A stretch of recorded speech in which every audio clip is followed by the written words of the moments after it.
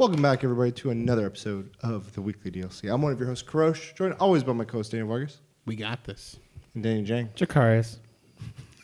And if you're not familiar with what we do, we come to you each and every week to podcasting services of your choice, be it Google Play, Westeros Podcasts, iTunes, if that's your thing, and every other one.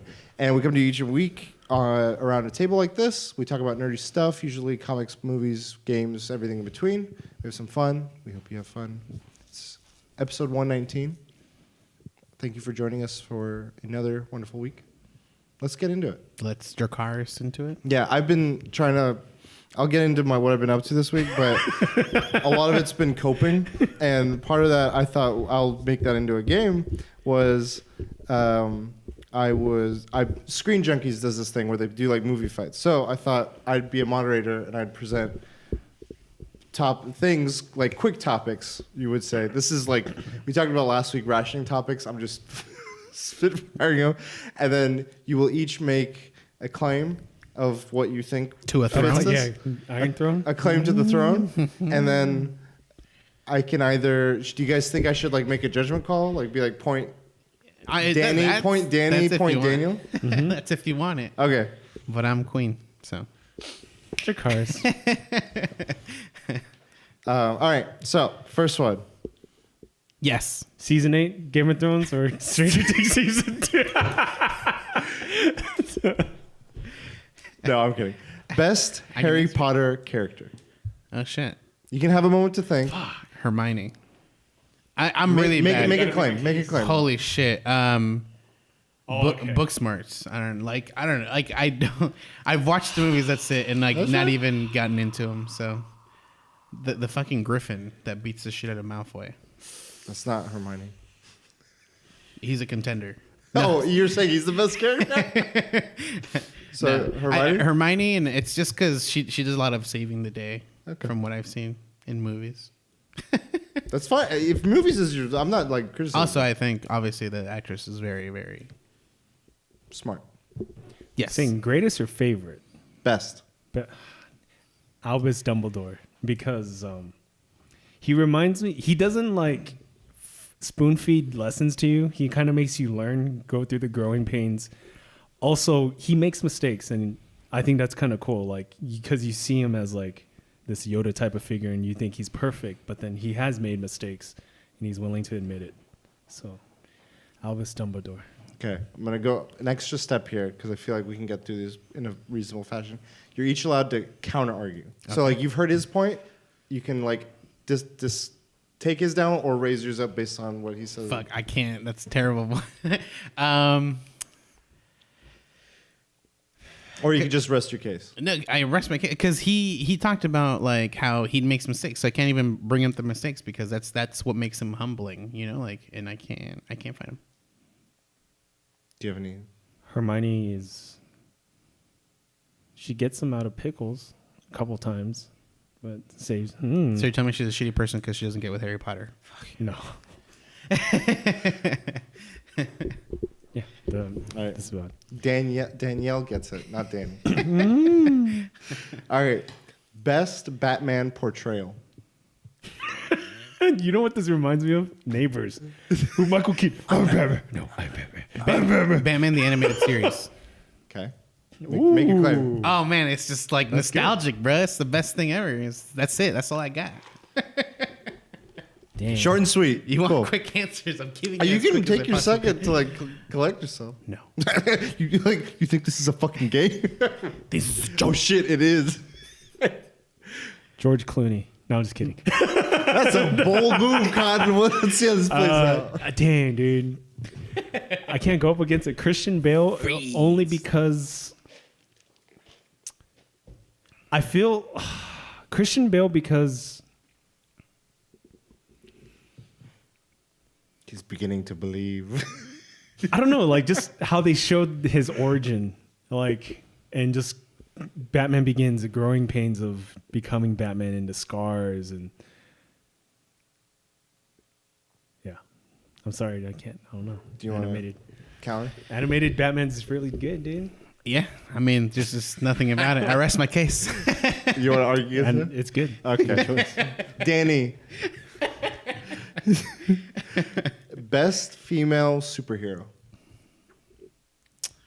Oh man.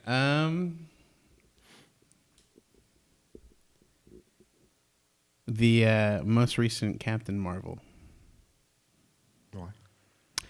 I think character-wise, and it's also they're very because we're all very social media. So I think she has a very big opportunity to empower kids in general with this character, because I think it's a very strong. It can be a very strong female character. So I think the potential is there, and I think she can be a very great superhero for current time and shows, Okay. movies or whatever, current day. Would have been Daenerys if they didn't go there. Is she a superhero though? So you're telling me it's seriously. Okay, superhero. I was gonna say fictional character, but I wanted to just go superheroes. Jean Grey, Dark Phoenix. Just Dark Phoenix? Jean Grey, Why? because she knows what it's like to be More in than the Jon villain, Snow. the villain side. So I feel like she has a greater sense of justice. I don't know. Counterpoint? She fucking kills everyone. So no, invalid point. Spoilers. Are you talking about the movies? I'm talking about the movies. Okay. Because sometimes I don't know if the comics or if the animated show is like right. the bigger source of your knowledge. Because I know the show was a big thing, so I want to just provide the framework. Counterpoint. Captain Marvel in Endgame. What the? Just like one dimensional. Like Hey, we got two Captain Marvels. it's just Dude. like, I'm here. Shazam I'm and here. Captain Marvel. I'm Adam Warlock. Boom. Hey, bye spaceship. It was like, what the? What's the point of that? I said the potential is there. I would give it to you, but I feel like if you leaned your argument more towards what is there versus what could be there, I think you, in addition to, you would have had a stronger argument. The problem is I don't know what is there. Okay. I can only assume what will be there. Sure. You almost had it. I'm going to give this one to Danielle. And you can meet Dany and Danielle on Snapchat. I'm never. Hey boys. That is gonna get deleted and fucking burned to death. It's your cars. All right. You can take some time with this one because there's a lot of this one. Best action sequence in a movie. Damn, like it. Oh, if know. I think of that, the first thing that pops in my head, and I'm pretty sure his is the same. Think of one you can have an argument for. I know. Go I for know. it. If you got it. The Raid, first one. Which action sequence? Let's see. Let's go. The whole movie? The fight scene with the Mad Dog. That's exactly the one. The scene I was gonna say. Double tag team. Fucking boss 2 fight versus right there, 1. dude. Oh, the 2 versus 2v1? 1. Yeah. What about it? because it's you can't. The choreography was there. There was no fast cuts. It was like straight up. I don't know. It's good. It was Okay. good. It was good. And the guy would not die. That's the one scene I was gonna go with, but I didn't want to take it from him. So let's one up him. Let's see. Raid 2. Let's see. What is a really good long shot action scene that I can remember at least?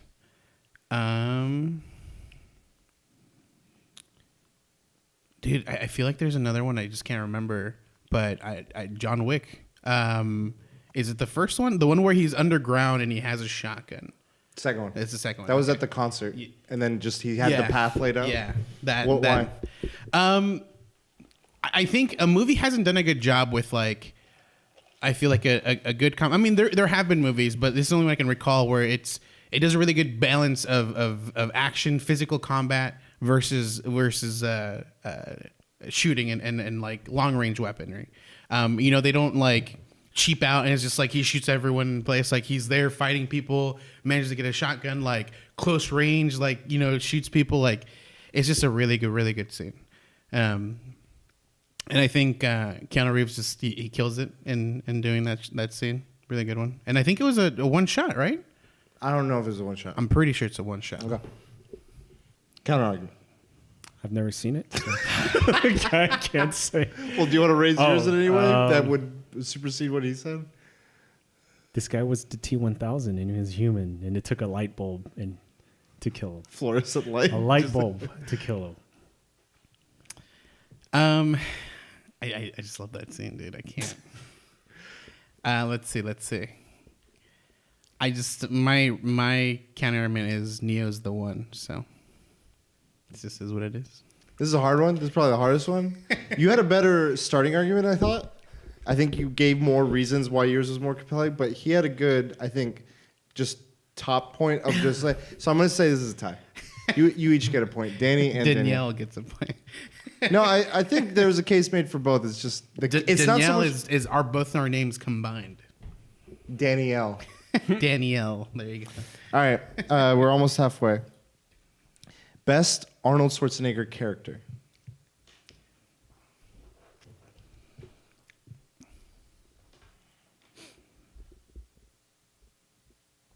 I'm just gonna like.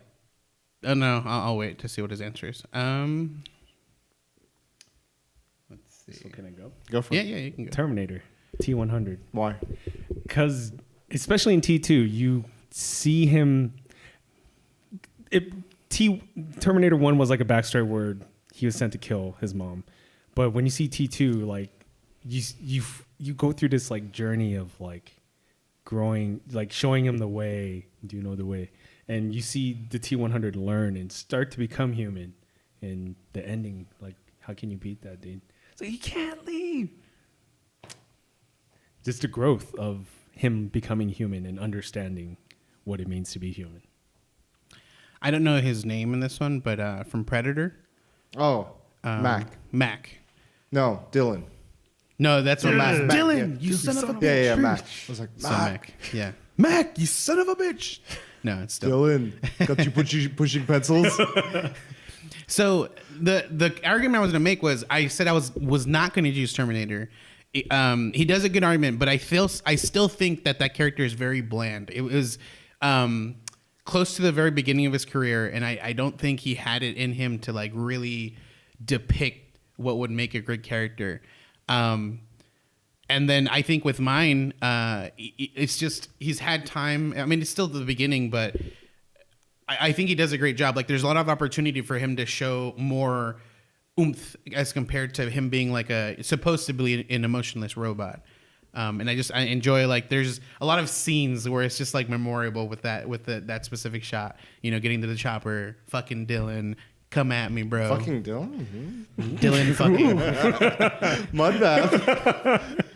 Yeah, and then there's the, get me, I'm right here. Counter argument. I mean, that's a good scene. Come out, I'm right here. Argument, counter argument. Counter argument. You guys are helping each other. You're like, he does have a good point. It's just like a lot of them, I can't. There's no emotion. Like, I mean, he's a cool macho character. It's very one-dimensional. You don't see him grow. Versus, and you're referring talking to about yours. Yeah, compared to mine, like, you actually see him grow. I know why you cry now. Like, so. Do you have any points you want to make, either for yours or against his? I think with emotion, it doesn't need to be there. Like, he's supposed to be a mercenary that's there to do something for someone, and it's the interaction, you know, between him and that predator that we're getting, and that's what I really enjoy. So I think I should get that point. Fuck, this is a tough one. It's funny that you guys both brought up the lack of personality, because yours is a robot, but you're arguing that he has one through that acting and through the character actions, and yours is like all testosterone, but it's like he's arguing that it's flat, and I'm like, huh, how the tables have turned.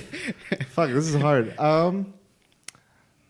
I would say the strength his pick has over yours is that it has several movies worth of things, but that could have easily, to your point, like if you had brought up the point, you could have brought up Terminator 3 and all the other ones, but I don't think you brought it up. I don't have to bring it up. You already brought it up. It's That's not my It's on argument. the table now. I'm saying that was potential for you to argue, and I don't think you Dylan's realized here it. now, you know? It's just fucking... I would have, I'm going to give the point to Danielle, but I thought you could have brought up his just oozing charisma and machismo. All right. Best fictional sport. Dude, it has to be my fucking favorite one, and that's Blitzball from Final Fantasy X. Why? I just did when I first played that game, the cinematics, at first it seemed like it was out of this world. I was like, this is a fucking movie at this point. You look back at it now, you're like, this is shitty ass 3D graphics. But back then I was like, dude, this is the most realistic thing. You see the dome becoming filled with water, and it was the most amazing thing. And even to this day, like, I really enjoy playing that. Like, I wish they made a game. Yeah. Like, you know how they have Triple Triad? They have like the fucking card game in Final Fantasy 11, 9, 7, 8. Final Fantasy 8. Okay. I'm not familiar with that. He probably is. But it's just like they need to make this into its own fucking sports, dude. Okay. Fictional Blitzball. sports. Jang, what's your fictional sport? I'm having a brain fart. He's The looking it Harry up. Potter one. Oh, Quidditch. Quidditch. Oh, I thought you were about to bring up chess. No. But it's just it's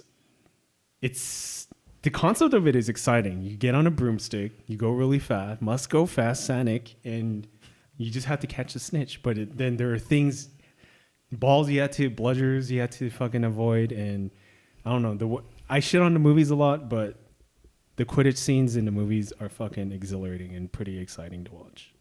So. Elevate yours or counter? I'll counter. Although I would say that they do a great job making those scenes exciting, I think it's a very boring idea when you think of a world with magic and like you automatically go to like a witch type thing, like a witch on a broom for a game. Like that's very dull. You're saying there's more potential there? Yeah, there could have been more potential for an amazing type of sports game they could have created. So yeah. My counter argument for Blitzball is the first game is rough, but after you start playing, you just start dominating, and sports is not exciting to watch when you just see one team dominate. It's exciting to watch when it's really a close game, and I feel like in Blitzball, it's not close. It's a massacre after a while. Like, you're referring to the player becoming OP? yes. Okay. Or the team, just the teammates. I agree with him, but I think that has to deal with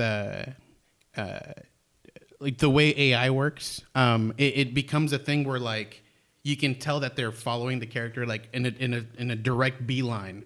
So there's no like, let me kind of like run in front of them. So as a player, you have these moves that you're just like, you'll kind of like arc around and go straight to the goal so you can get in front of them.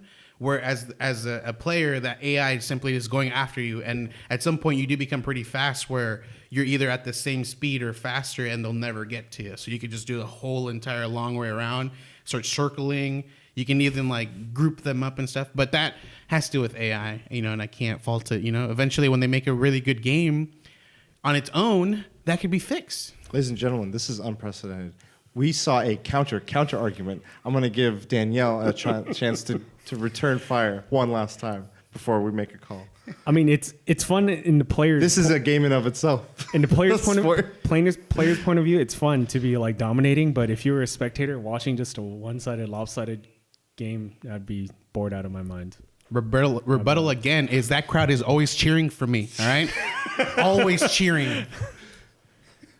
This is tough, folks. Please call in. Let us know what you think. I mean, the thing with Quidditch. With Quidditch, you could be losing the whole time, and all you had to do it's one move can win the game. You could be losing like by a landslide. That does not make a game fair. By being able to win, being completely dead last, and only having to grab a fucking snitch. But being OP and massacring the team is unfair as well. I'm going to say, you had me at that last point, Danny. I think that I think both of you raised great points, and I see points like from a player's point of view and from a spectator's point of view. I think that's a valid thing to bring up, but I'm kind of leaning toward it, and it's like a tip of a tiny little bit. But I think the point of, I don't know if it's so much point because I'm getting my own head now. But I'm gonna give Danny the point. You're only seeing the tip of my iceberg. That's it, dude. That was the closest one. I mean, this is okay. Best supporting character in fiction. Easy. Go. Samwise. Just From Lord of the Rings. Dude, he's just loyal, dude. To the end, dude. Bro, I'm with you to the end. Loyal. Second run. No, just Son Charles is second runner up for The Wire, but he's kind of reminds me of Samwise. Just we're going through the end to the end.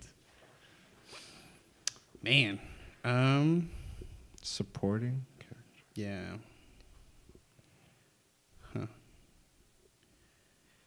Huh. Take your time. After that last round, I'm still reeling. I want to repeat, dude. Let's see. You guys were like Serena and Venus Williams. Yeah. I'm like, No, but with the Zelda sounds, Link. Yeah. Shoot. A great supporting character.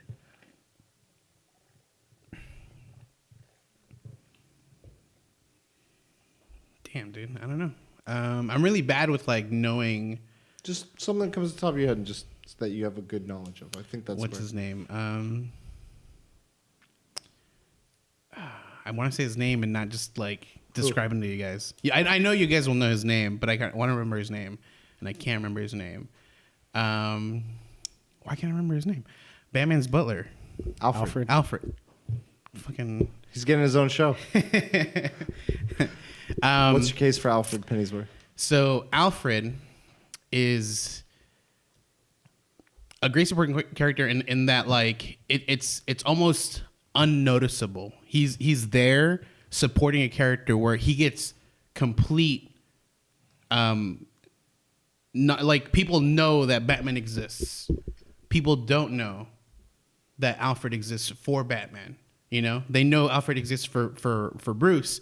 They don't know that Alfred exists for Batman, and that's something that I think a character,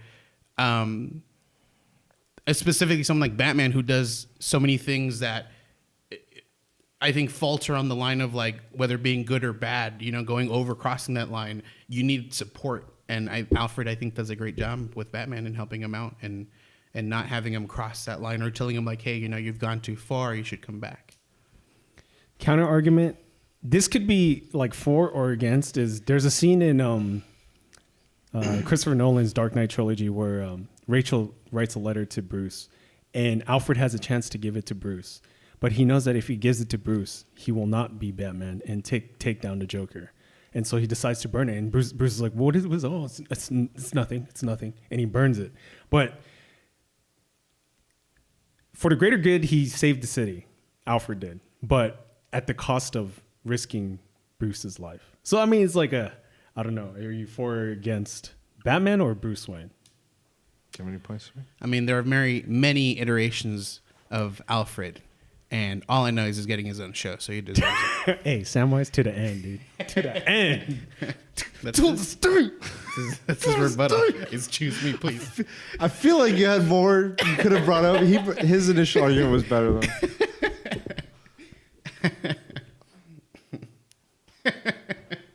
I agree. I think I would have gone with yours if you had given me a little bit more, like Some more specifics.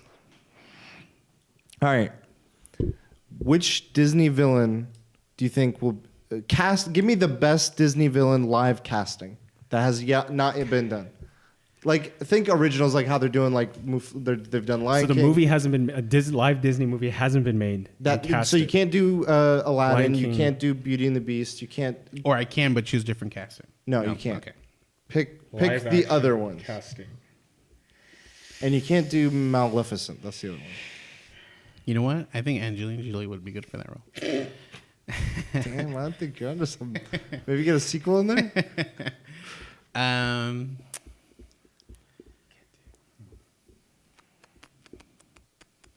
I just want to. This is the final one in our main part, and then I have 4 quick bullet ones.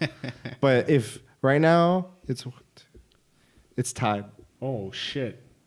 So Disney. So this one could tip, and Disney, either Disney, one Disney, give Disney, you the edge. Disney. I'm gonna bring up a list of Disney movies. Disney.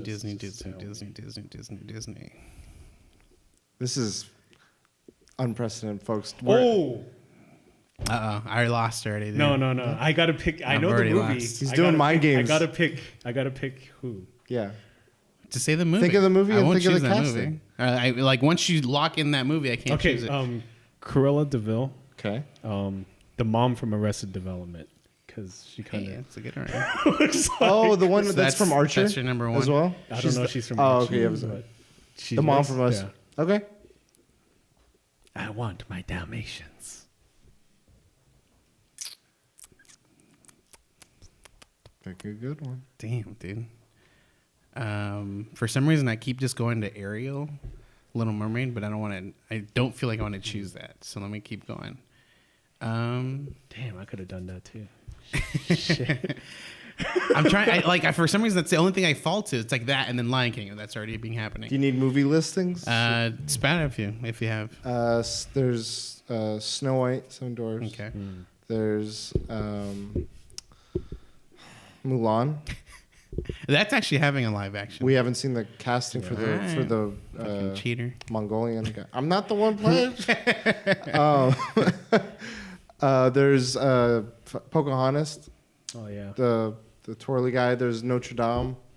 There's no villain in Three Caballeros. There's Fantasia. Mm-hmm. All right, I'll choose fucking Little Mermaid. Okay, Ursula. So for Ursula, I would choose. What's that chick's name? The one from I think she's in Ghostbusters, isn't she? No, she's Melissa not in Ghostbusters. McCarthy. Is that yeah, Melissa? Yes. I would choose Melissa as Ursula. I think with good makeup, she'd make it a really good one. Very enthusiastic too. Do you have any things? I would have to picked Amy Schumer, but No, for yours. dude, she's evil, dude. The girl in Arrested Development, and she looks like her. I mean, I think it's just a spot to the T.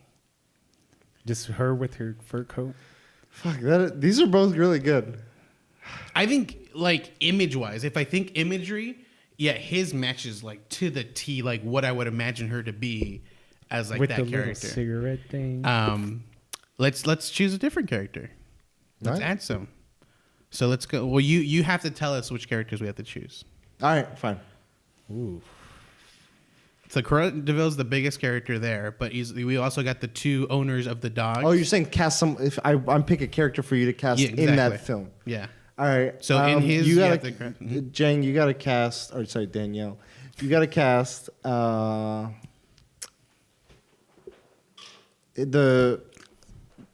either of the two henchmen for Cruella. Ooh. Because there's the short what one they and there's look the Just look it up. Marvin Albert. who? Home From Alone, Marvin Home Albert. Alone. I don't know what they look like. Hold on. But they're a lot older now, so actor wise. Yeah, like present day. All right, while he's looking that up, Jim. So for your Ursula, what's his name? King Trident. Oh shit. Okay. Fuck. I would choose the dude from Avengers, the guy who plays Zeus. Okay. Anthony Hopkins. No, No, not Zeus. Odin. Odin. Sorry. Yeah, is that Anthony? Yeah, Anthony Hopkins. Yeah, there you It's go. like Zeus. Aquaman. No. Yeah, I'd Okay, choose so if fucking I didn't have Anthony like, Hopkins. Anthony Hopkins. He's got a good beard. if thing I going. didn't have like I had no budget, the shorter one, Danny DeVito, the taller one, Jim Carrey. I think he's got you beat. He's got fucking two. I said pick one. I like both. I liked either one of those.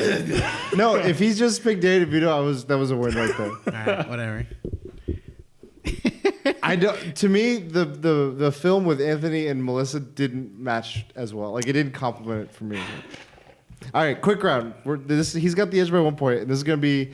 I'm gonna name a versus, and the first person to jump at one side has to back that argument, and the other person has to quickly back out. It'll be quick. Gandalf versus Dumbledore. Gandalf. Why? Because that dude is fucking. When he came back as, when he wasn't the Gray, that guy is OP. I think he knows way more spells than fucking. Man, get out of here, Percival Dumbledore. Dude, he's got So spells. So now you have to push for You have Dumbledore. to fight him. You have to support Dumbledore against Gandalf. Damn. So this is about. So this is a speed round. So this is just whoever chooses first gets to win, pretty much. No. All Because right. if he picks first but doesn't have a good argument, then he screwed himself. Dumbledore. I don't know very well as a character. What can I And bring? Dumbledore died. Just saying, just putting it out there. I mean, technically, your character died too. He just happened to get fucking come back to life. But he came back. Let's see. You can make any argument in this. Yeah. It's a versus. It could be in a. I'm just trying to think sense, of. I'm trying to bring up like what, because I don't know his ability. Like I don't know much about him. Take his down then.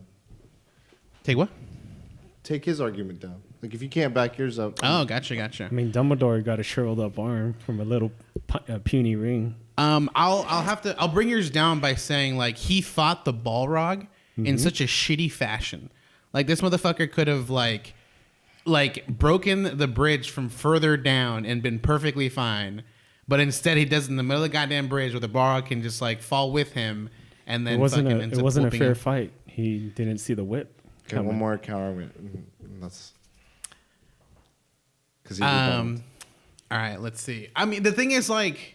With a Balrog, you shouldn't even expect the whip, but you should expect something happening. That fool can throw a fucking fireball and still break the bridge. Like, he should have expected the bridge from under him breaking at all costs, rather than him being whipped. Like, he should have known he was going to die. He's a terrible fighter. Terrible fucking fighter. I'm going Dany on this one. All right. Dothraki, Riders of Rohan. Dothraki. Riders of Rohan. He said, okay, well, you got your sides. Yes. Why Dothraki? Dothraki, because they're fucking loyal as hell. But 98% of them got snuffed out by the White Walkers. I don't know too much about the Riders of Rohan, but in the movies, they're pretty fucking OP. So they would have taken out the White Walkers. Rebuttal. One dude, Kylo Ren, can take them all out, so they're not What? badass at all. Right, they're from Star Wars, aren't they, or no? Okay, I'm tripping it. The Lord of horse the Rings. guys. The second one with Gandalf, and they come down. They're on horses, and a bunch of them. They're the sim. That's why I picked the two, because they're both like horseback. All right, so they're both horsebacking. Well, then I'll just bring mine up. I can't fault them for all being wiped out because that was a decision by their leader, and they just happen to have a shitty leader. But they knew the repercussions of that, and they still followed her to a T. Head to head, Riders would definitely smoke them. Any particular reason why? Better skilled. All right, I'll take you on. I will fight you as long as Melisandre lights my swords on fire. But they'll be wiped out in a second. You're comparing them to White Walkers. It doesn't sound. I'm gonna go with Danielle. Damn. This is a triple threat one, so just pick the one you want. Oh. Smog versus Drogon versus Dragonheart. 3 dragons. Fuck. Dragonheart. Why? I think they do it for Smog too, but I think Dragonheart, they show like that this dragon has like emotion, and I think it's the last of its kind, right? Yeah. Yeah, so it's the last of its kind. Sean Connery voices him. The fact that Sean Connery I think that the fact that this guy is willing to risk himself, the last of his kind, to try to connect humans. I think that's what he does, right? He grabs he puts half of his heart in the kid to save him, and that's a way to try to connect humans. I think he puts a lot on himself for not only that, but for being the last of his kind. Schmog. Book Schmog, because he has armor, and he has a weak spot, but only a human can, I feel like, attack that weak spot. Dragon versus dragon, Smog, I think, is bigger than Dragonheart. Stronger, faster. Smog. With armor, too. With armor. I need to recall. Even movie Smog. If either armor. of them, if like the dragon dies, the boy dies that he's linked to. If the boy dies, the dragon dies. Okay. So That is correct. Obviously, he's fucking burying that kid underground, really, really far down. Other than that, I feel like the passion that he had, like, because that's all I know is I think of like a brave heart. Like he is like brave as shit, and I think he's willing to overcome a lot of it. And I think he'll just defeat the shit out of Smog by reading books. Smog is harder, better, faster, stronger. I want to give it to Dany on this one. All right, final one. Triple threat, and this goes back to supporting characters. Samwise versus Ron Weasley versus Chewbacca. Fuck Chewbacca. Ron Weasley. Chewbacca's fucking strong as shit, dude. I was just gonna like woof, woof, just toss them. Ron Weasley just goes stupefy and just do whatever with them. Easy. Magic. I mean, I'd have to argue, like, would that really work on Chewbacca? Like, yes. Yeah. it would. him being like a, I guess, Yes. like a creature Yes. Doesn't rather matter. than They do it on all humanoid? things. Okay. Strength still fucking counts. Like, this fool would just start waving everywhere and just whack the shit out of fucking Ron, dude. But he would have to come close to him, and Ron will see that from far away with his long, lanky, gangly body. Like, I don't know how Stupefy. Stupefy works, but I would assume, like, he would still walk towards an object he sees that's moving and fucking probably rage at it. No, once Bing. you get hit by Stupefy, you're done, dude. I don't know. Oh, is that how that There works? was a lot of rebuttals. You're good. See, this is where I'm not sure. So Stupefy makes them, like, it doesn't, like, just confuse them. It, like, puts It's like them, a I think blast. paralyzes them, right? Yeah. It's like a non-fatal like blast sort of thing. So, but you guys had your rebuttals. I'm gonna give that one to Daniel. You mean? I- yeah. Yeah. So final tally. I think Danielle won. I think you could have had a better argument had you gone with the character. Gun, or you could have went shoot him first. From far. Bowcaster's fucking powerful, but I feel like the character and other aspects of Chewbacca's like Who strengths. shot first? Hamilton. Samwise. Neither of you went with Samwise. I think he had the strongest argument personally. If he had the ring, he just No, just the sheer things he's gone through. It would be my argument personally, but that could have been taken. Someone could have been like, Chewbacca's been through more, Ron's been through. I mean, I'm gonna argue with you and just say that he can't, regardless of what he's been through, he doesn't fight ever. So, But we're not talking about. I'm I gonna just have to- meant like character versus I'm gonna have to character. go with- You okay. went to the route. well, because you guys took. That's why. So I went You went with with the character in the strength. beginning, and then he was like, "Oh, he'll win in a fight," and I'm like, "Oh shit, this must be fighting," and I just took it to there. And then I thought everything was fighting, and I He screwed up. stupefied you. Yeah. So final tally, Daniel.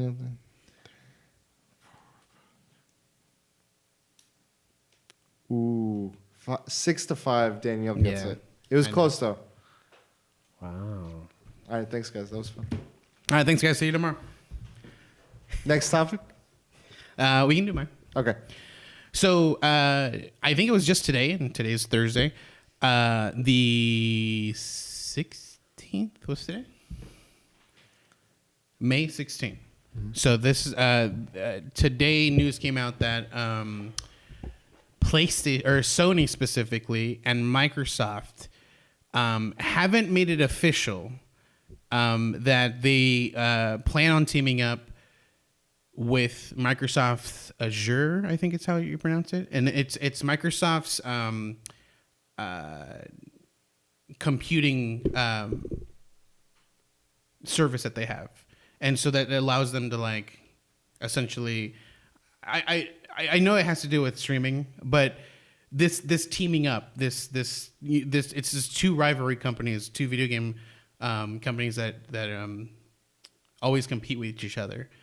The fact that they're teaming up for a type of service, like, what do you guys think this is going to be for the future? Like, what do you guys see as, or what are your thoughts on this whole teaming up? I think it's Two interesting rivalries. because like for everything else, it's been like Microsoft and Nintendo and everyone else kind of playing nice, but like Sony's kind of been standoffish. It seems, at least to the public eye, and to see them pair up on an endeavor that seems more Microsoft side because it is like on their platform. Yeah. From what I'm reading, I don't know the details, but I think it's interesting and I'm curious how it'll go forward, like the relationship or the controls of like who controls what is Yeah. it, what is the ends of this.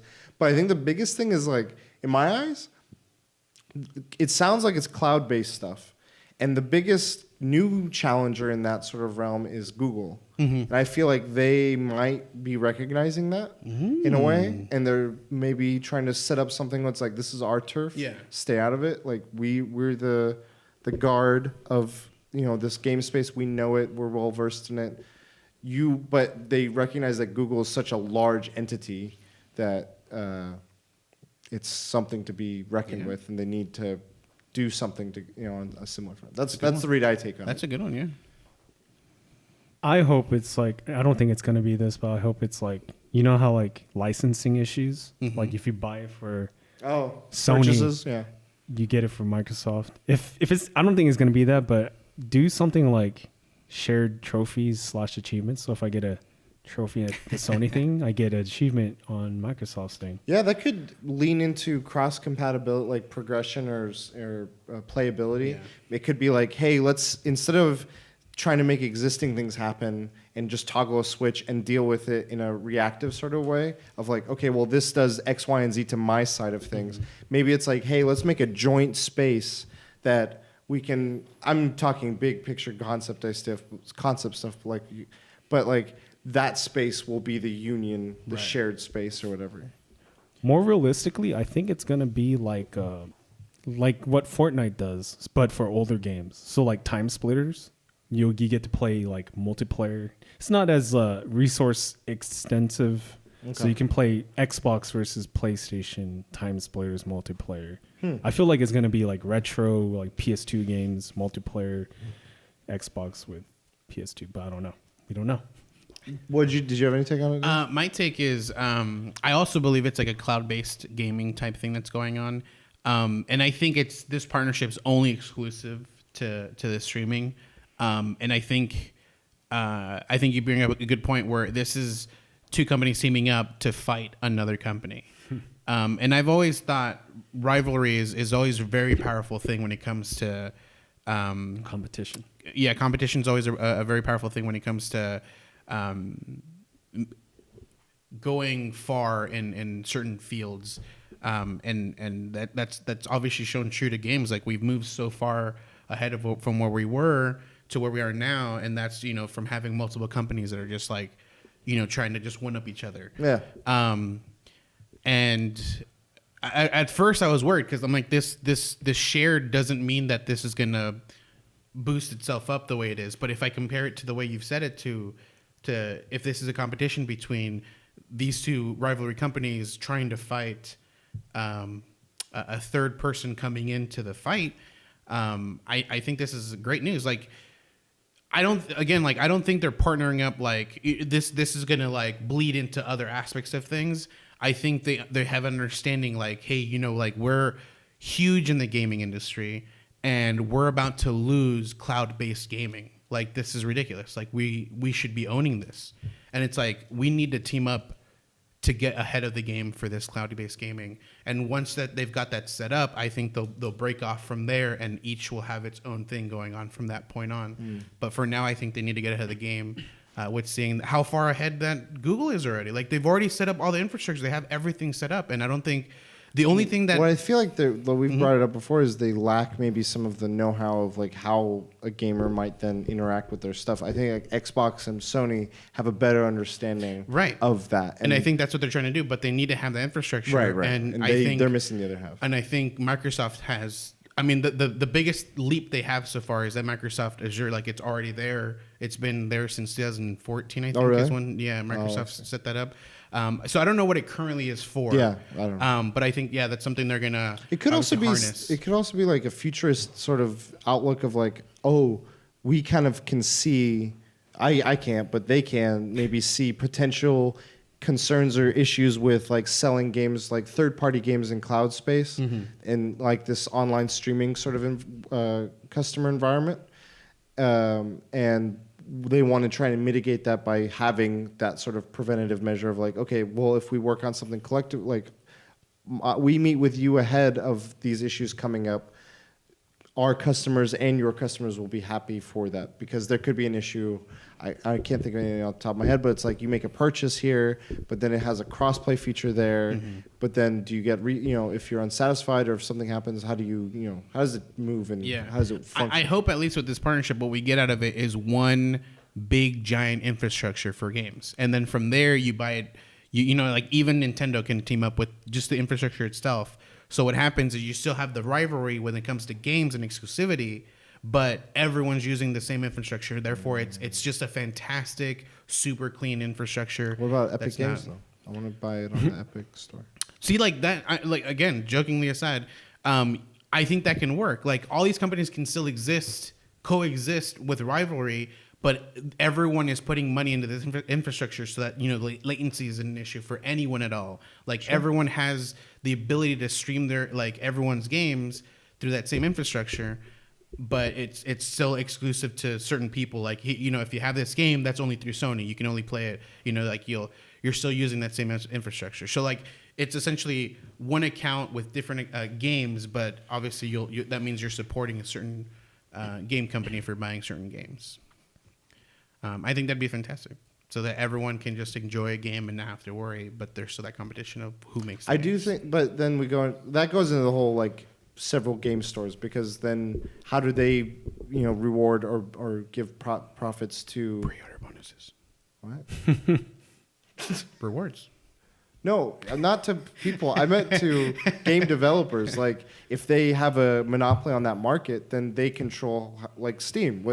They just control then at that point. No one can say anything otherwise because nothing else exists. Right. So I think it's a give and take of like, while you're solving one problem, it could potentially create a new problem in that sense. Gotcha. But it's like you can't please everyone. So hopefully they figure something. This is weird because Sony's not going to be at E3, and I feel like they want to announce something big there. So it's just Microsoft is going to announce more on details on this. I don't know if this is going to be talked about now, personally. Like, I feel like this is like, hey, we're working on something long term. Yeah, It could be something brought down. That was my read on it, but it's only a memorandum, so it's a planning of partnerships. maybe they do mention like, hey, because Xbox has done this before. They talk about like future plan stuff, so they could be like, hey, we're working with Sony on this, and like people will be like, all right, that's awesome. Good job, Xbox. We want to support you, and we know that we're not losing anything if we leave Sony or if we go to Sony or whatever. So that could be a cool nod if they do what you're saying. Cool. Yeah. So. Next stop. Have you ever had it? No, I'm just kidding. So I thought we did this topic before, but I guess we didn't. Let's do it again. So on Tuesday, they're re-releasing Resident Evil HD Remix and Resident Evil 4 for the 100th millionth time. On Switch? And guess who's going to buy Resident Evil 4 again? Roberto. Me.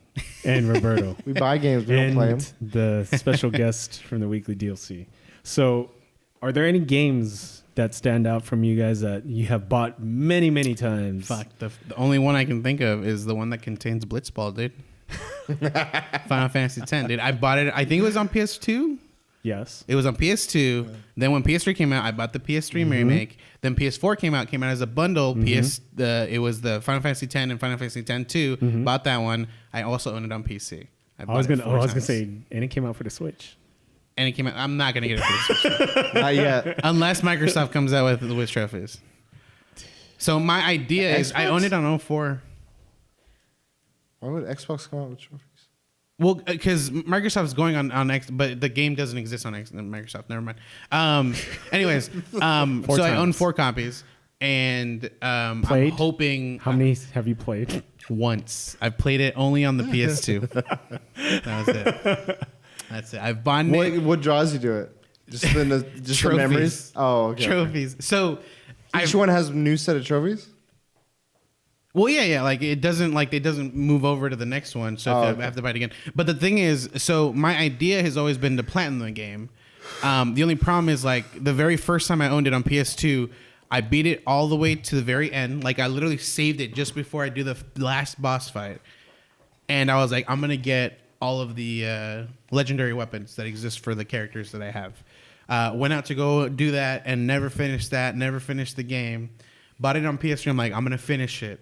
But then I was like, oh, PS3 now has trophies. I'll wait on it, and then eventually I'll play it and do all the trophies. Never got around to it. PS4 came out. Bought the PS4 version. I was like, I'll do it. I'll do it on this one. Never happened. I'm like, now I play games on PC, man. I'll just get it on Steam. I'll just play it there. I'm like, wait, but I don't care for the trophies on Steam. So I think eventually it's going to be a game I'm going to stream and platinum on stream. That's the goal now, but who knows? I want to see like merch for you when you stream. Yeah, Blitzball like jersey type thing. Or just like already platinum. I was trying to think of games that I've both bought and just like installed on as many things. And when I was really into homebrew, I was trying to like homebrew my PSP. I would try to run emulators on my laptops. I would figure out a device that you could like, oh, you can like run an emulator on an iPod, like just random shit that I could just do emulators on. And I would always try to do Super Mario RPG. Oh. And as soon as I would do it, I would just lose interest in it. Like I'm like, great, I can play it on this now. The challenge is getting it. The challenge is just getting it. Yeah, it's just like I can do it here now. Yeah. No, I don't And want that's to. it, yeah. I'm gonna go elsewhere. But in terms of what I bought, the thing that comes to the top of my mind is Knights of the Republic. I got it for Xbox, then I got it for Steam, and then I got it for iOS, for like tablet. And you haven't even touched on. No, I haven't touched it on tablet, or I played a little bit on Steam, but I played several playthroughs on my Xbox. But 3. so that one was one. Final Fantasy Tactics I bought 3 times. That one's also PS1? there. No, PSP, Ooh. and then I got it for PS Vita, and then I got it for Android. I didn't even know it was on Android. I don't like the touch controls. It just bothers me. I'm like, bring it to Switch. I'll buy it again. I will 100% play it on Switch. It's like perfect. But I guess PSP is perfect too. I don't know. Like these games, it's just like there's like Tetris. Does Yeah. that count? Because it's just like iterations of it, but it's not the same game. Like Resident Evil 4, it's the same game. Yeah. Yeah, I wouldn't count Tetris. Okay. Just talking about Final Fantasy X. Have it for PS2. Bought the PS3. Bought the PS4. I want to buy the Switch. So you're gonna be So, neck it'll and be neck once four, you buy but- it for Switch. Resident Evil 4. It's soon. It's coming out like next week. Yep. And that's the game I think I've replayed the most. Really? I've replayed that double digits easy. Damn. I think I can beat my number if I'm willing to buy another game. Or buy it again. You're gonna do it just to like beat it. No, the one I would buy. So World of Warcraft. It's only on PC though. I've just Coming to Switch. re-subscription in 7 months. So. No, the other one would be Final Fantasy 7. Okay. Ooh, yeah, I've owned it on PC. Okay. I bought that was the very first place I bought it. I bought it on PC. It was fucking 6 discs, I believe, 6 or 7 discs. Yep. I had that one too. And then I bought the Final Fantasy 7, PlayStation 1. Mm-hmm. I bought that one. I believe it came out digitally, PlayStation 2.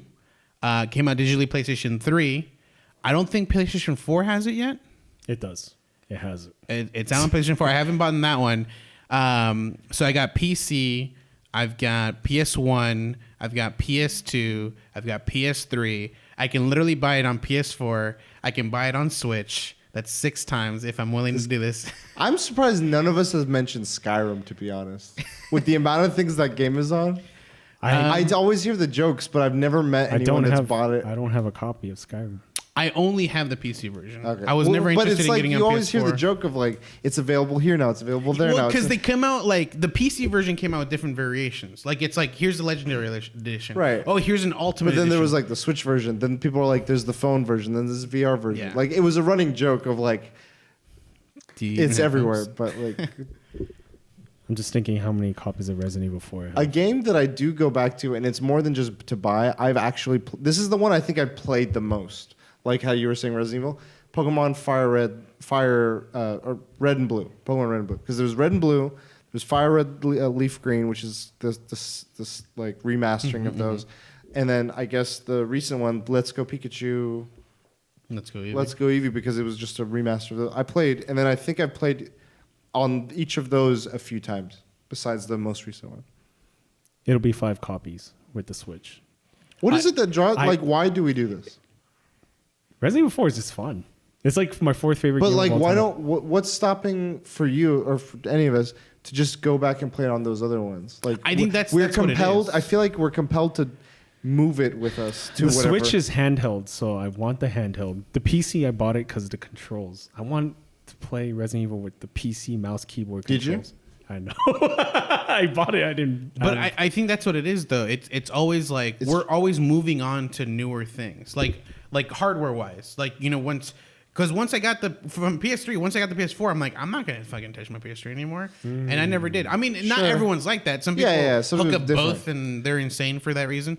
But PS3 it goes into storage. I have the PS4. I'm like, I don't want to bust out the PS3 to play this game. oh, it's on this system. Fuck yeah, I'll just buy it on this system. I think You know? that's a factor. I think for me, another thing, because like going to a mobile or to an iPad, it's not as visually like amazing or anything. But I think there's it's like trying to provide nuance. It's like trying to provide nuance to something that you're familiar with. It's like, how can I experience this that I enjoy so much, but also in a different way? Yeah. Like to give it like maybe another perspective, or maybe look at it from a different way or something. And so a lot of times that's the same reason that's stopping me from actually playing. Like I buy it for that reason with that intention. Yeah. But when I get to playing it, I'm like, man, it doesn't feel the same. I'm like, there was magic about like what I. The Switch will make me rebuy games, especially like let's say I really love Doom. I want to buy it for the Switch because it's portable. Just the portability. The portability, yeah. Dude. But I don't think I think the appeal of the Switch and the merit to it is I don't feel like you're sacrificing any of that control that you would with an iPad or with a phone or something, which tends to happen. Like that was my feeling with Final Fantasy Tactics. I was like, it felt weird and inaccurate. It didn't feel right when I was doing like, okay, pick this character, do this. There was something different about it, and it wasn't satisfying. Like I liked that click of like, ding, ding, like the game makes the sound, and you just tapping and I realize I can buy Final Fantasy 7 on the phone too. The only problem is it's like $17, so fuck that.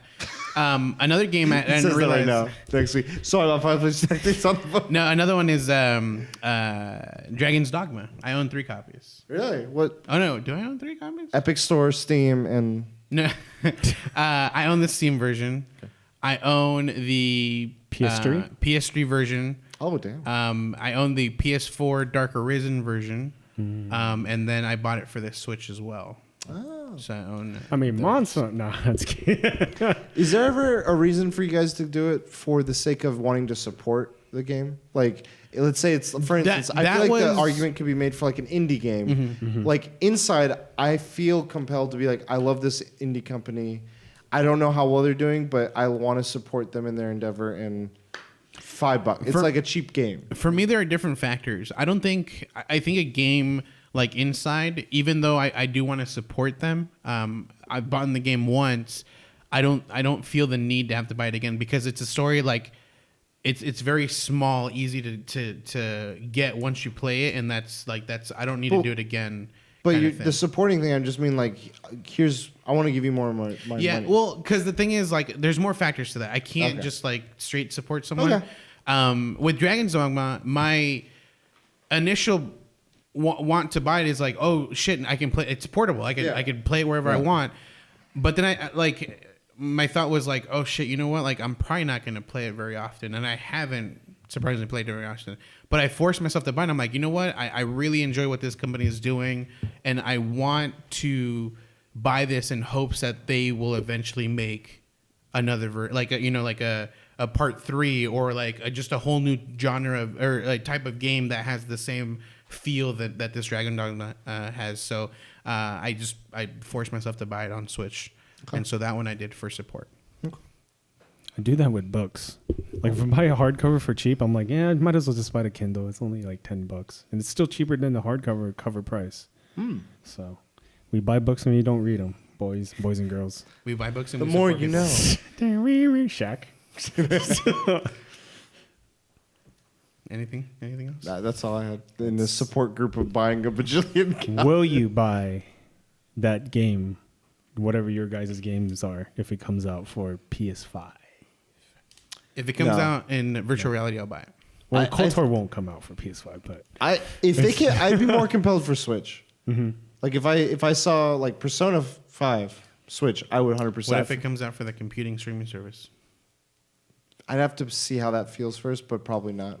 There's something about that Switch that I have my case, I take it in my backpack. Like I don't know yet what the Google one would feel like. I don't know if I would always have my laptop or if the phone would feel well with the controller, set up. I know that exists now, but like I'm not sure about that state, but I am sure about the feel and play of my Switch, and I would be more compelled in that space. Like that I feel like is bring them here. Like but on the Switch, I mean it would still be I would Switch? consider dumbed down compared to what a PC version can. Yeah, sure. I would know going into it what I'm, I'm losing out on fidelity, but it wouldn't be as bad as a phone. I don't feel like the games I'd be wanting to play on the Switch are the ones that I'm caring about Right, that for. Okay. Like KOTOR Story. was beautiful for its time, and I think it could hold those visuals in this. Yeah.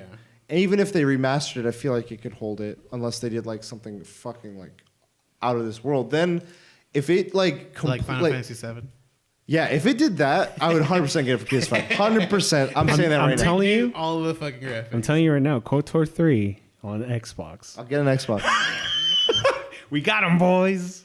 I'll get the cheapest fucking Xbox used. You guys would want to buy the Scorpio for the high fidelity. And what I think is just real funny is I think people forget about certain scenes in Final Fantasy 7. I never played for it. And I don't know how it's going to work out in this fucking HD remake. And it's several parts too. Yeah, there's a part where I just think of one scene. There's a part where you cross dress as a woman, Yeah. and the whole time you're essentially like, I think you're trying to win over dudes to try to get into a specific area that's women. Well, 'Cause the Eris dude is in only it. allows Eris is in there. You're trying to save her, and the dude only allows women in there. So you're like seducing all these guys to make them think like you're a girl and to eventually get in. I don't know how the fuck it's gonna work in HD. And obviously in the really bad Just graphics. on the visuals? Because it's They just just a make shitty. I know, but it's anime, and they make characters. I know, but I don't know if do you want to go that route or like are they gonna like change it. like Maybe. change it? Maybe just like Maybe make it comedic. yeah, exactly. Like are Keep they gonna it go the comedic same. where it's like a shitty like he's shitty cross dressing people are like I know you're not a fucking girl and he's like you know what just fuck if you're that desperate just go in like kind of thing or is it gonna be the whole thing all over again? Yeah, we'll see. So That's crazy. FF7 was a blueprint for a lot of RPGs. Mass Effect, the dating thing, the whole dating thing was from Final Fantasy 7. yeah, now we got fucking. You could date Barrett, end up. and now we got Rule 34 with that shit, dude. God bless. All right. Have you guys had a good week or no? Or coping? How are you coping? Copenhagen. Well, first of all, my eyes, dude. I can't do contacts, man. I just fucking cannot, dude. Yeah, So, I don't know if I noticed. brought it up. I can see that. I just No, right now I'm noticed. just fucking tired. So I did have them on earlier this morning. I did have them on earlier in the morning, and so I got them on Friday. I wore them from like after work. I wore them the rest of the day. And then what was it? And then Monday I wore them again. I put my contacts on, left everything at home, went to work. One fucking contact popped out like towards the end of the day. I'm like, oh fuck. And luckily I popped and like it was dangling and I could pull it out and redo it. And I was like, all right, whatever. And then they were like, you try to wear it as much as you can. So I'm like, you know what? I'll wear it today. And then I brought all my stuff. I brought like the container, the liquid and everything like that. And like middle of the day, I'm like, dude, I just fucking can't do this shit. And like I took them out, put them in the container and put on my glasses. But yeah, like the reason I got them is for fucking VR. And like, I don't need to fucking be wearing it all the time. I just like that moment. And that's all I'm going to wear it for. Like if I'm going to play an hour, 2 hours, that's all I need it for, you know? Okay. Don't do it. So, well, no, like I think it's fine to get like dailies or whatever. Oh yeah. Because this is the ones I have so on much better. are like you have them for a whole month. Like they're in a special package. Yeah, you open it up. my brother had Yeah, those. and so you only for a whole month. And I'm worried about those because if I open it up just to like play, this week and then never touch it again, that's a waste of these things. But if I do it daily and I plan on usually just playing for one day, so Just throw them away. exactly done easy. So I think I'm going to go in tomorrow. Dailies. I'm going to go in tomorrow for to see like how it was. I'm going to be like, monthly's not for me, dude. I need dailies. You been playing anything? Watching anything?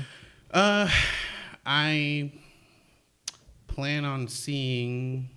Isn't there a movie John coming out Wick. this weekend? Is it John Wick? Wick 3. There's another one, isn't there? Nothing else matters. Nothing else matters. Godzilla in 2 weeks after that. I plan on watching John Wick. I plan on playing a shit ton more Final Fantasy 14, which I've already been doing. I even woke up at 3 a.m. to play it. Still gambling? No, I haven't touched that part.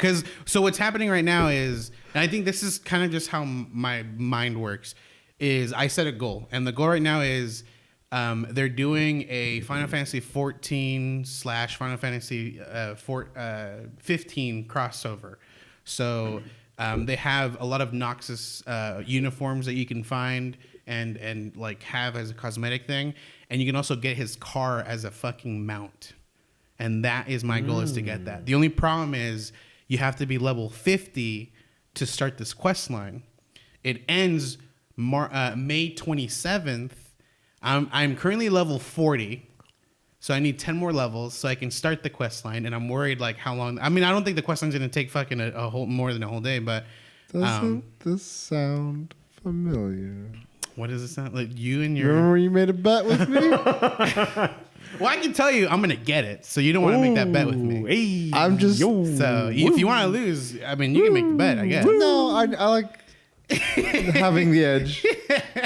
I'm just saying the tables seem to have turned.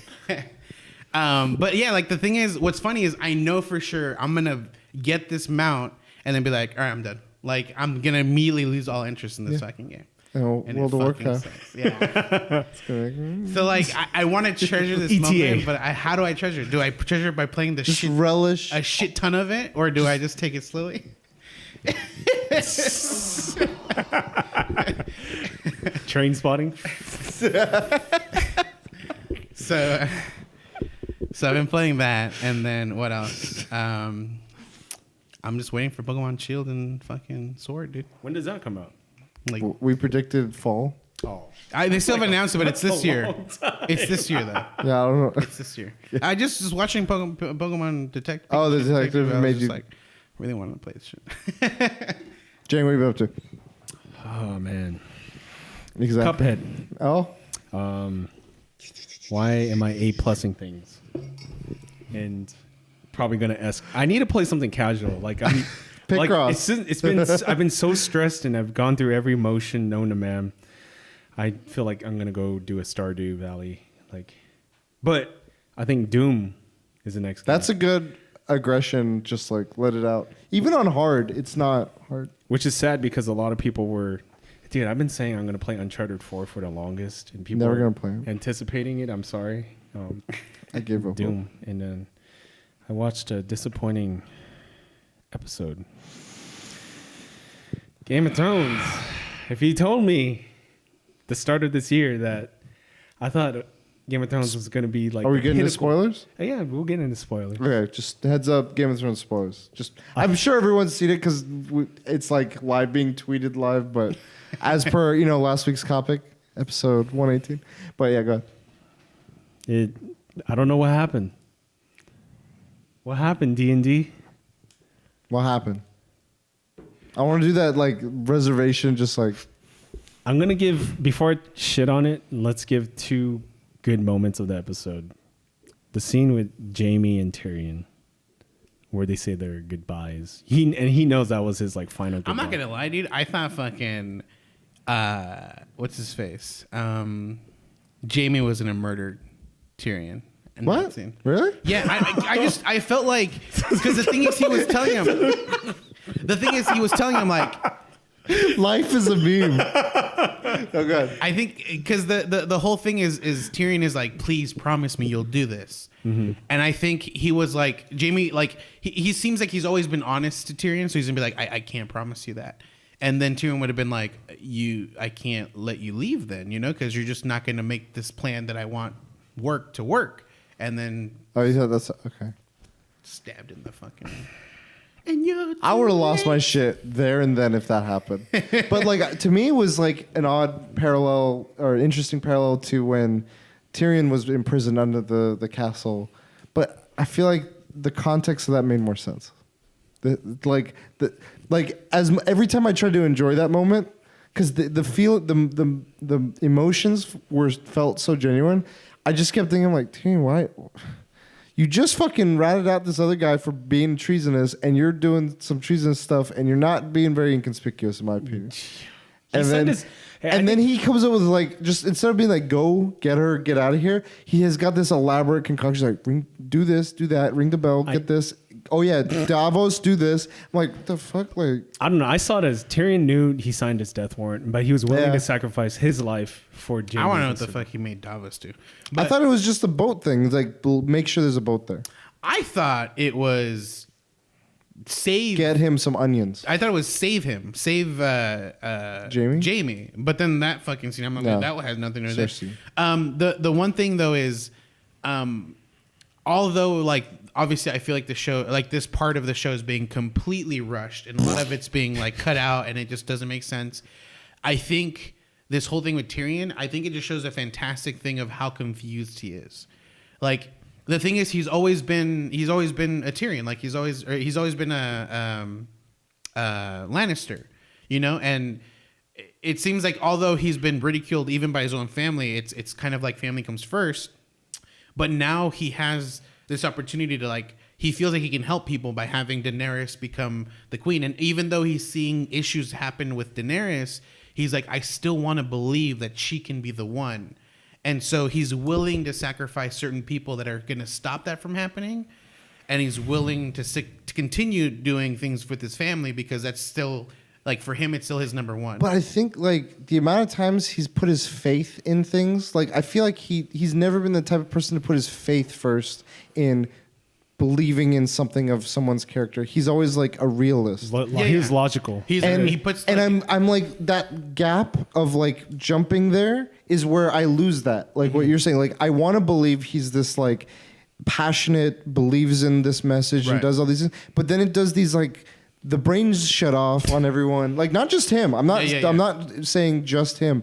Everyone's brain around just keeps shutting off. And I'm like, did everyone take, like, some dumbbells or something? Like, it just... Did you forget there's fucking boats? Well, like, the amount of errors he's made, it's almost like, why hasn't Dany done anything far, like, to reprimand him, even in the slightest? Yeah, but like, I feel like that could just be a joke on its own. The fact that this guy has not died by Daenerys' hand, like, someone fucking looked into the wrong way and she murdered him, and like, here's fucking Tyrion just left and right, just fucking up, and I'm like, this guy's on tenure. You get one more chance. He's got. All right, after this, you get one more chance. No, after this. But even anyway, what was your second point? I remember you said you had 2 points. It's like further, but I'm gonna go back. Okay.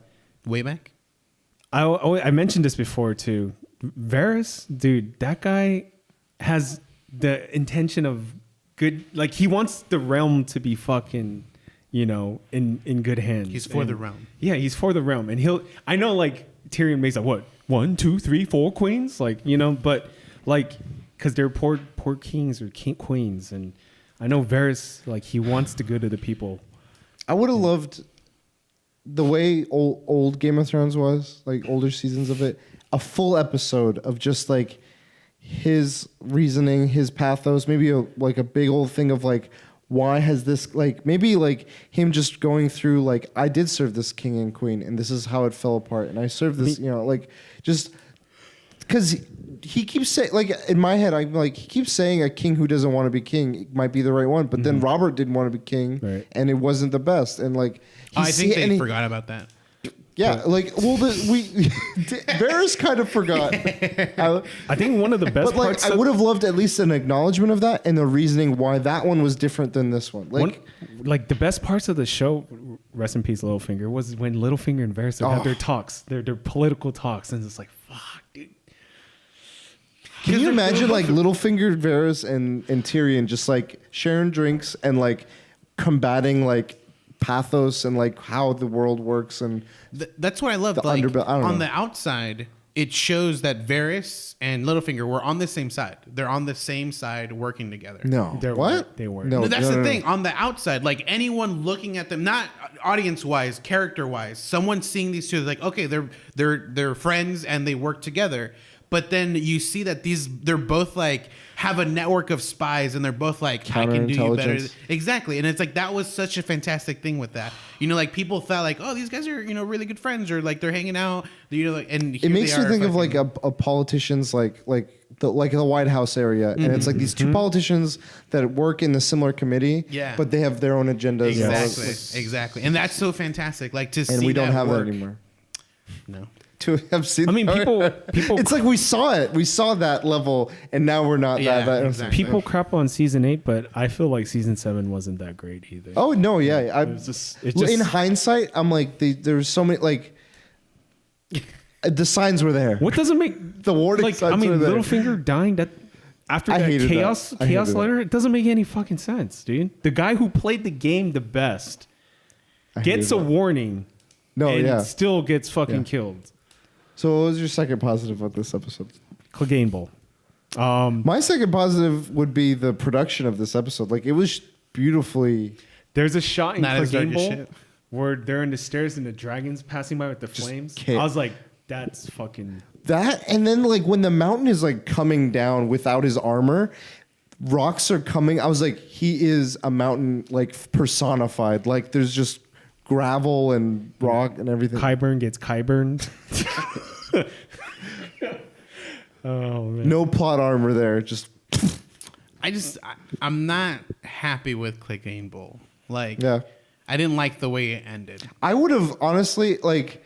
I was okay with the end. It was, I wanted, like, Brienne versus Hound fight. Yeah, exactly. I wanted a fucking tooth and nail, 15-minute slobber knocker. Just like, fuck you. Like, that hatred has been, like, pent up and built up, and I felt like it was abrupt in this larger thing. And while we got a larger, sort of, like, grander stage, the fight itself, I don't know. I like the end of it. I didn't like as much the full fight because like he disarms him and then he just kind of goes one or two more things. It's like, What are you gonna do? Stab me? fucking die. Yeah. I love that line. I thought when he had He took some hits and like didn't explode his head or he anything. was about like to the get a fucking snake or what was his Viper? name? Viper fucking pulled him. I knew dude. that they were going to use fire to kill him, but I didn't think it'd be like that. It was different, but because the rest of it was surprising. Yeah. it was different. Did you do anything else this week? I just want to talk about Game of Thrones. Wait, hold up. There's one more thing I wanted to point out. Cersei, it was not satisfying. I think you hear it here first. Jamie's not dead. He's come back. So I don't know if they're gonna I think I read the article you're referring. I don't know if they're gonna talk about this, but I don't think so. Daenerys is on a rampage, but I think she ultimately she wants to see and make sure. I think that Cersei is dead. Okay. And from what we've seen, it's a possibility that Cersei won't ever see that.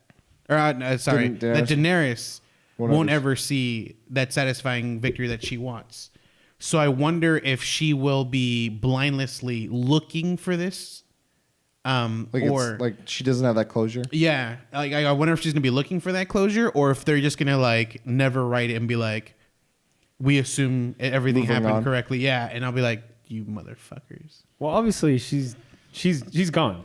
Daenerys, next episode she's dead. Hey, But hook line, who- bring her back, dude. But who's bring gonna, her back? Who's gonna kill her? Actually, I don't want to hear your answer because you read the fucking spoiler. You know things. I'm not saying anything.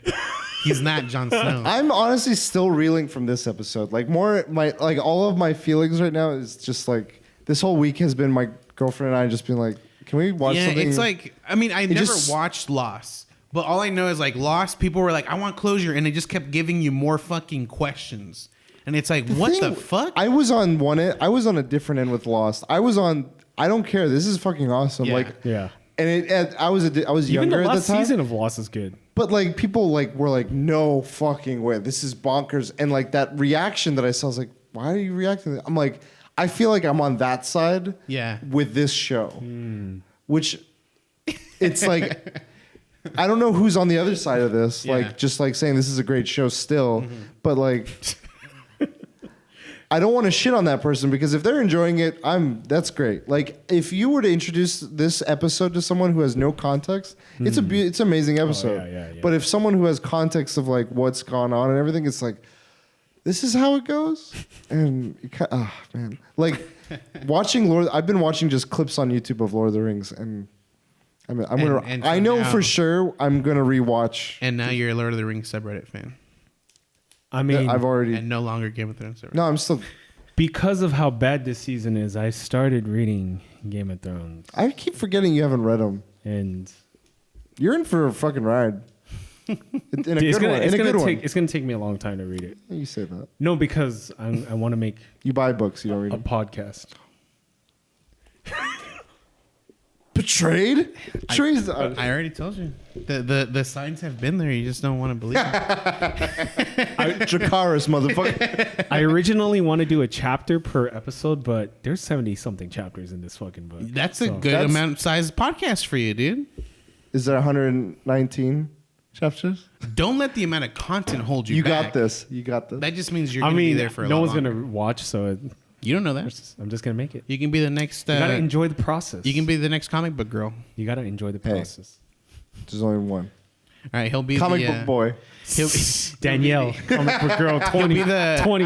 He'll be the we buy books but we don't read them. And I'm gonna use that picture, Boy. comic book girl 20.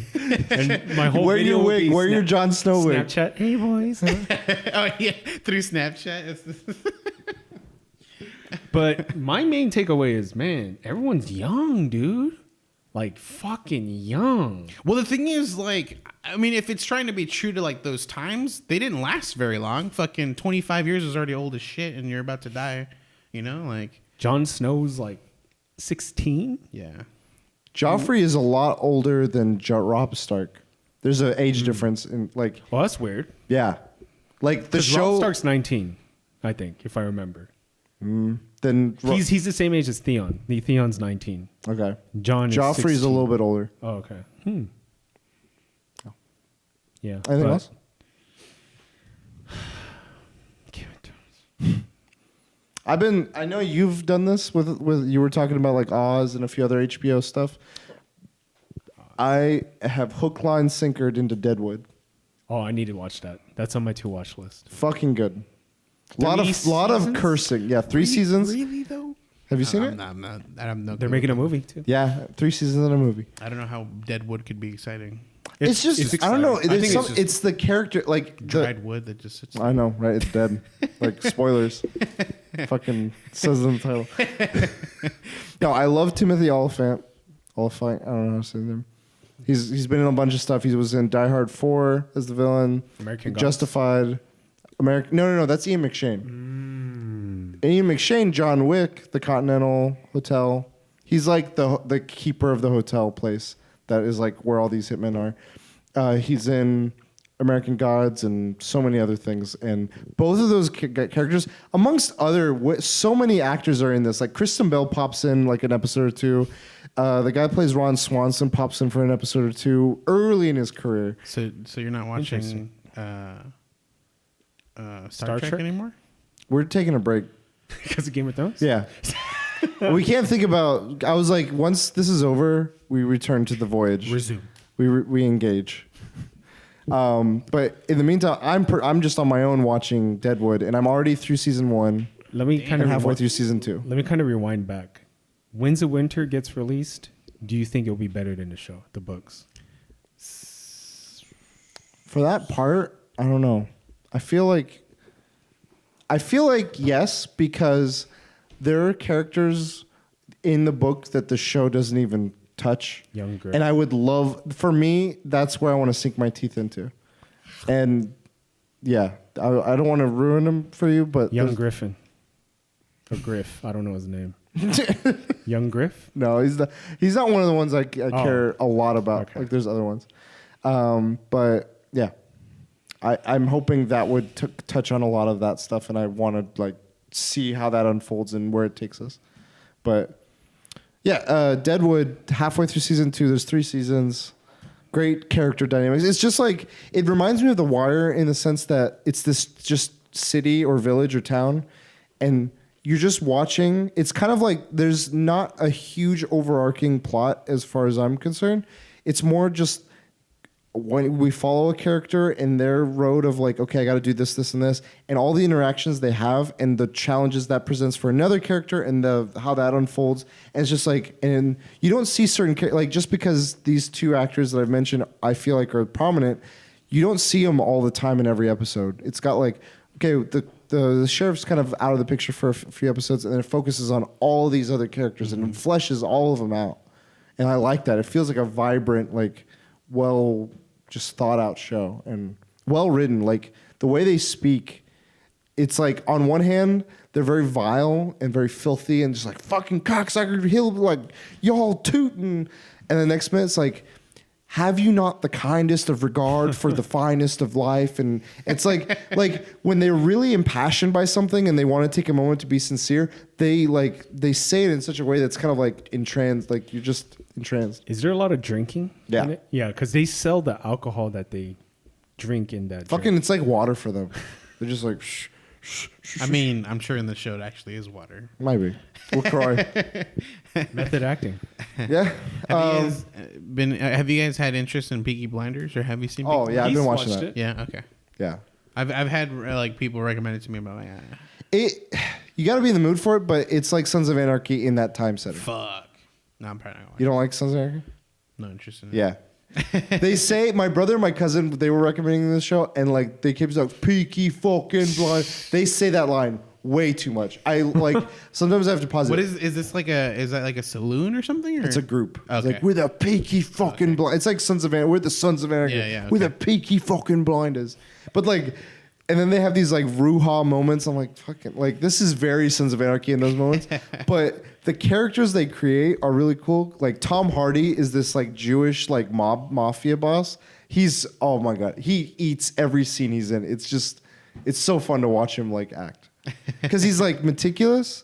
He kind of reminds me of like a Quentin Tarantino character where he's just like, you think I'm fucking with you? Like, count this shit again, you fucking like. Mr. Pink. Oh God, why gotta be Yeah. Mr. Pink? Cillian Murphy is like the main guy, Yeah. and he's interesting. There's interesting parts, but like as a whole, but like episode to episode, it can wear on you. And playing Destiny while watching it helps. I'm gonna keep HBO for a while. 'cause Yeah, there's so a many lot shows. of stuff like Sopranos, Oz. Carnival. Oh yeah. So yeah, Deadwood, and then I've been playing a lot of Destiny. I got 3 seals, finally. I'm kind of like Iron Banner was this week, and there was one thing that I've always wanted to do in Iron Banner, and it's just I keep putting it off, and I finally did it. Was you have 6 bounties for Iron Banner, and when it comes per character, and it's like do all 6 for all 3 characters in 1 week of Iron Banner, and I did them in 2 days. Easy. It was so easy. I was like, finally done. Is this when you were sick? Yeah. But even so, I was like, I could have done this over the course of the week, but I usually like it's me juggling wanting to do other things in Destiny. This is all I wanted to do this week in Destiny, so I was like, all right, done. Well, because you have to put that investment into it. Right, but like if I'm like, oh, because it's also like the full curse week, so sometimes I'm like, oh, I want to do the Shattered Throne. Sometimes I want to do this other content and do this. I'm like, I don't give a shit about anything else. Yeah, shit. And even at that point, I was playing so well that it just, and I think they've updated the requirements for those bounties to go a little bit easier. And I'm like, all right, this is less of a pain and more enjoyable and can be done in a more feasible way. That was ridiculous at one point. So I'm at a point now with it where I'm like, I don't really like, and there was a recent update that nerfs a bunch of stuff that I'm like, kind of deflates me. So I might take a little bit of a break, but I don't know what I want to do in the meantime. I was kind of like between my sorrows of Game of Thrones, I'm like, I gotta watch Deadwood and maybe play a new game to like. Uplay has Destiny 2, Division 2 discounted. I don't know if I'm ready to jump in. It's like rebounding into another. Have you heard of games as a service? Have you heard of Mador or Mador? I heard about that. It's like it looks like For Honor, but like a Chinese knockoff. People are saying like, if you want Game of Thrones to be a game, this is the game to play. Really? But I have no interest in like that type of For Honor / first person sword fighting type of thing. Yeah, I like For Honor, but I don't know if I'd jump into a different one. But even though I'm not in the mood, I see For Honor as like a really nice version of chess. Like, you know, it has there's the like, fighting Yeah, mechanic. exactly. This is like you have a Footsies. shield and a sword, or just a fucking giant 2-sworded hand, and you just overpower fools. And like, there's no. I mean, at least from what I've seen, it doesn't seem like anything special other than that. There's Like, strategies involved. I see. well, yeah, I'm I sure. mean, But I'm playing solo, so I don't know how much strategy I would be able to include. But it is interesting to watch on a stream. Like I've seen it being more and more popular. I actually like it's very like for me oddly satisfying. Not oddly, but like I don't play it as often. Or I don't play it often at all. But I love just having in the background StarCraft. Like people just playing really proficiently. It's just kind of like there's a. I can't watch it because I can never get to that level. I don't think. But it's Well, I like mean, I watch like Street Fighter. I'm not going to get to that level. It's exciting to watch. No, I can get to that level. No. But I'll StarCraft, see you at I Evo can- then. Like if I can get it on a controller, if I can get StarCraft on a controller, I can. can probably get to that level. you can. I think you can. N64, StarCraft was on a controller. I'm pretty I sure think you I can get use a the- controller for PC. No? Yeah, you could. I mean, you could play Destiny with fucking drum kit. Yeah, you could do anything. Well, yeah. I'm sure I Fishing can good- mod it into that. I'm not going to take my time though. So Well, we won't see you at Evil then. He resigns. But you're going to see me at BlizzCon with a controller, like in the championships for fucking. Contact pops up. Fuck! That's where he lost it. He's like, he's blown a tire. But fighting games is the one thing I think you can go, like older people like us can go pro because it doesn't require too much of a reaction. But I think there's a more of a head game. FPSs, we're done. We're done. Our it's done. There's no This way. wrist. Seen better days. Evo for other things. But yeah, I'm just kind of like going between. Who knows? I'm in this weird, kind of not depressed, but just like it's crazy what something like this, like you invest yourself into, like your energy. I only invest. We're gonna talk about it next episode, like a lot. Well, you've read the spoilers. I don't know if they're true. I'm a part of me is holding that they're not, but like regardless, just this journey up until this point is like it's taking a lot of energy. All I'm saying is this last episode cannot save the season. No, it definitely can't. What would it need to do to like redeem itself? Jakar. Jon Snow? Jakar. Okay, wait. The thing that you read, did it say who wins the Iron Throne? I'm not saying anything. Anything I say is gonna bother you guys. I don't want to do anything Okay. about this. How could they save it? I want to know your guys' thoughts on that. I'm not. So I mean, from what we've already seen, we've seen Daenerys is essentially becoming a mad queen. The thing is, I don't know if she's mad. Like that episode, she was not like crazy, like mad in the sense of crazy. I got she was angry. I didn't get she was mad. Right. I think that's what they're going for. I think they're trying to, because the only reference we have to this is the other previous king that essentially got murdered and went mad, or not just the previous king, but the one before that. And they're related, you know. Like I feel like that's kind of just the only reference we have, and so it's like, Well, they've said several times, like every time, you know what they say about Targaryens when they're born. exactly God flips a coin. That's the only other thing we have. So it's like I don't think there is like an in between. Like if they write an in between, we need to have time to know this in between. There's no time for this. So it's like it's either is or it is not kind of thing. And I think it is. Okay. So I mean, the only thing I think of is to get rid of this new Mad Queen and replace that person with someone else.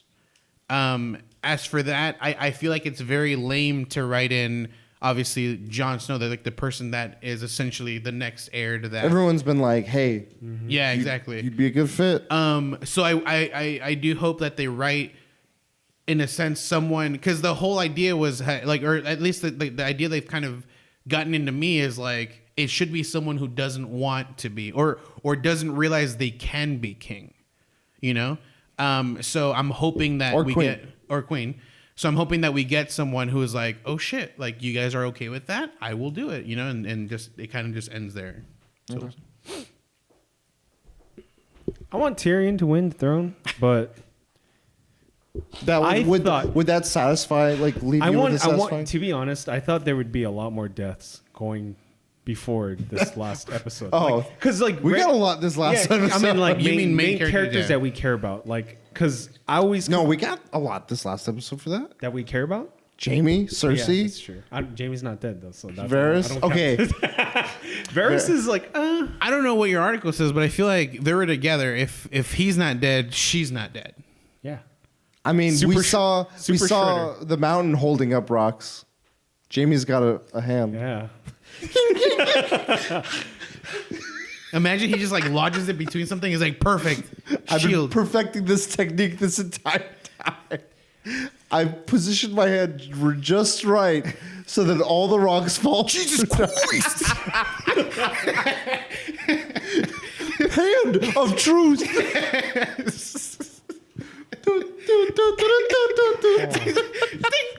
That would save it. I think. That would save Game of Thrones. I'd be like, damn. Fucking blocks all these. Night of the King's Guard. Jesus Christ! With a red sweater on. Oh my god. Shield of Westeros. Jesus Christ! Oh man, that's what I'll say, man. Whenever I think of Game of Thrones, I think of the Red Wedding, and I feel like they need to top that because that is so far the pinnacle of Game of Thrones. Like, and I feel like there hasn't been an event that was shocking like that, and there won't. They better kill a lot of people and make it All I unpredictable. know is this episode will give us a lot to talk about for next fucking podcast. A lot of disappointing. There'll be a lot of talking. Yeah, I mean, teaser for next episode. That's all we're talking about. We're just all like, I've seen things. Braun's gonna get his castle. I've seen it. He's gonna get what? The Martell's castle. Braun. He'll get paid. Oh, Highgarden? Highgarden. And it's safe to say Arya's probably gonna kill Daenerys, but I'm gonna say Jaime. Jake's like, all chips. It's like, what would you like to bet on, sir? All in. On letter Sir, Z. Sir, you're no, like- a number. No. Z, letter Z. Better analogy. You have a 20 in blackjack. Hit me. I have a 21. Hit me. Sir, I urge you to stop. I said hit me. I am the one who did not. Fucking. Yeah. All right, where can people find you guys?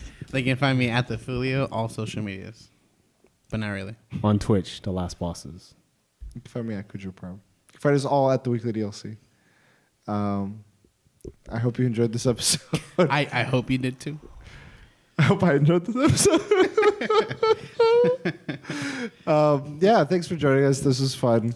A lot of good topics, interesting stuff, like the movie fights. Let us know what you thought of what I made decisions on. When is their arguments? Let us know if Dany or Danielle won. Yeah, who won your heart? Who won who? your I soul? don't know at this point anymore. Dany. It's on your cup.